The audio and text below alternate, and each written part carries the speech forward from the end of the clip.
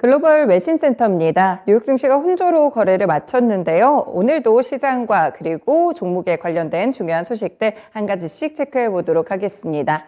네, 먼저 첫 번째 소식입니다. 파월 의장의 입에서 또 다른 멘트가 나왔는데요. Jerome Powell says data will determine size of next rate increase. 네, 앞으로 다시 한번 어떤 지표가 나오느냐에 따라서 이 금리 인상의 수준을 결정할 것이라는 멘트가 나왔습니다.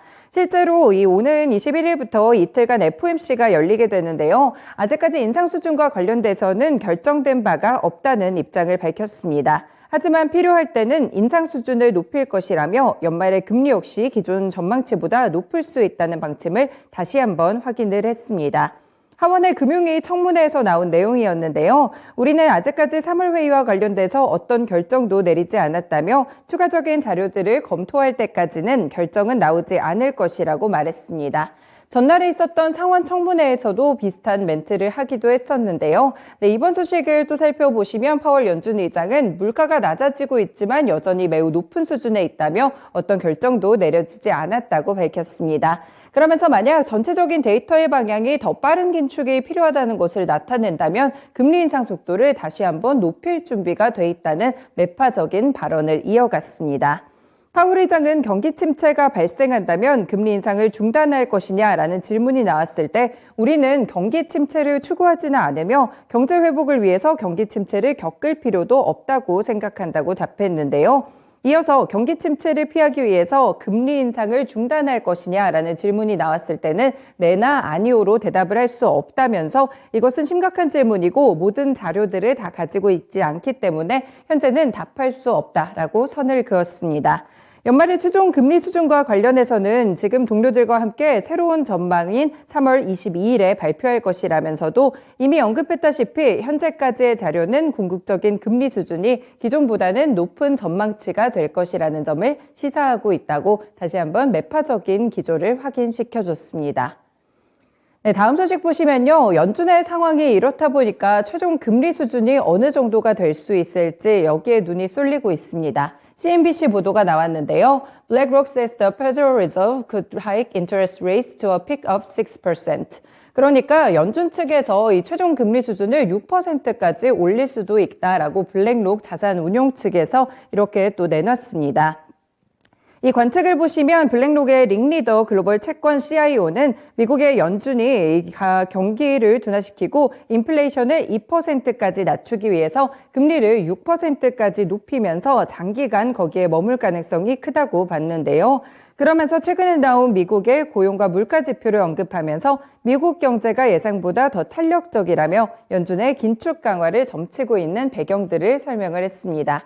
지금 나오시는 멘트를 또 보시면요. 블랙록 측에서는 미국 경제를 폴리우레탄에 비교를 하기도 했는데요. 결국에는 유연성과 적응성뿐 아니라 내구성과 강도가 상당히 높다는 점을 한 번 더 강조한 것입니다. 그래서 미국 경제의 체력이 긴축을 견딜 만큼 현재는 충분한 체력을 보유하고 있다라고 봤는데요. 최근에 매파적인 파월 의장의 발언이 계속해서 나오게 되면서 최종 금리 전망은 발언의 5.25%에서 5.5% 요 사이에서 5.5%에서 5.75%까지 한 단계 뛰어오른 상태입니다. 일각에서는 지금 6% 인상에 대한 베팅도 등장을 했는데 블랙록 자산운용 측도 비슷한 전망치를 내놓게 된 것이죠. 이 글로벌 투자은행 모건 스탠리 역시나 7일에 파월의 발언이 3월 FOMC에서 기준금리 0.5%의 인상 가능성을 열었다고 평가하기도 했습니다. 이렇게 글로벌 IB들이나 자산운용 측에서는 여전히 연준의 높은 금리 수준에 대한 예측을 하고 있습니다. 네, 다음 소식 살펴보겠습니다. 네, 그렇다면 실제로 미국의 경제 지표들이 어떠한 지표들을 좀 보이고 있을까요? 오늘 또 중요한 지표가 한 가지 나왔는데요. ADP 고용 보고서입니다. US job openings stay elevated as labor market remains tight.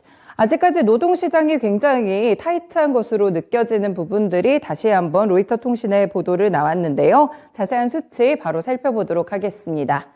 네, 이번 수치를 보시면 확실히 시장 컨센서스보다는 상회하는 수치가 나왔는데요.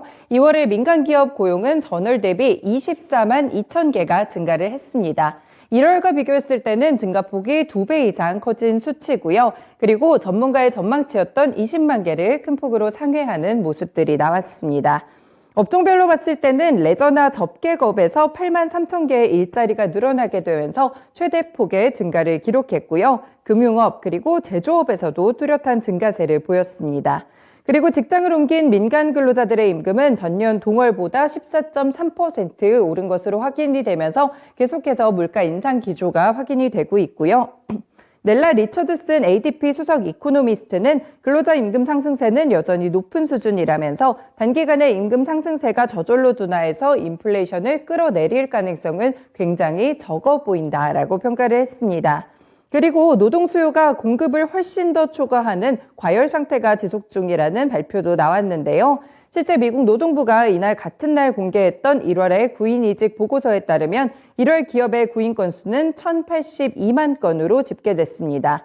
전월보다는 41만 건 정도 감소를 했지만 여전히 1,000만 건을 넘어서는 굉장히 높은 수준의 이런 수치가 나왔고요. 금융정보업체 팩트셋이 집계했던 시장 전망치도 상회를 했습니다. 이렇게 1년간 급격하게 연준이 금리 인상을 했음에도 불구하고 노동시장은 여전히 타이트하게 유지가 되면서 이 연준 파월 의장이 말한 경제지표의 탄탄함들이 계속해서 확인이 되고 있습니다. 네, 마지막으로는 종목별 소식 체크해 보겠습니다. 테슬라와 관련된 악재가 나왔는데요. 다시 한번 조사에 좀 들어가게 됐습니다. 테슬라 under investigation after steering wheels fall off while driving. 네, 운전을 하는 동안 이 자율 보조 장치에 대한 부분이 다시 한번 또 수면 위로 떠올랐는데요. 지난달 미국에서 테슬라 전기차가 소방차를 들이받아서 운전자가 사망한 사고가 있었는데요. 미국 교통당국이 특별 조사에 나서게 된 것입니다. 이번 조사에서 핵심 내용은 무엇이었을지 멘트 통해서 함께 보겠습니다.